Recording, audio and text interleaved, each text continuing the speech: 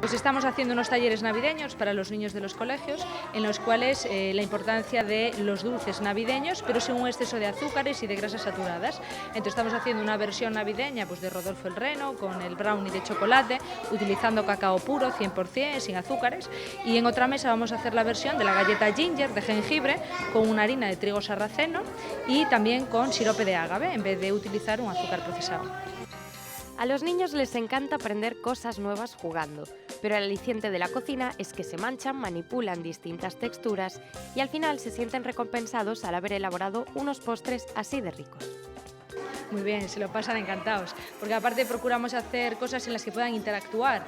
Entonces, dentro de un rato pues ya estarán con las manos en la masa, con la harina, con el sirope. Entonces es precioso porque los ves disfrutar. Ellos imparten cursos de este tipo todo el año y son los profesores o los centros escolares los que piden el tipo de actividad que quieren realizar. Estos talleres triunfan en todas las edades ya que se adaptan al nivel de conocimientos de sus participantes.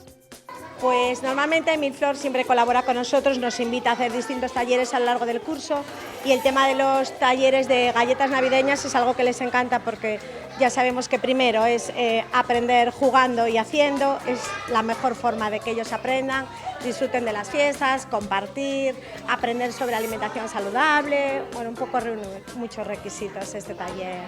Son recuerdos que luego nunca olvidan. Por eso los traemos a este tipo de talleres, otras veces son de aromaterapia o de infusiones, depende un poco lo que Milflor nos ofrece, nosotros siempre venimos encantados.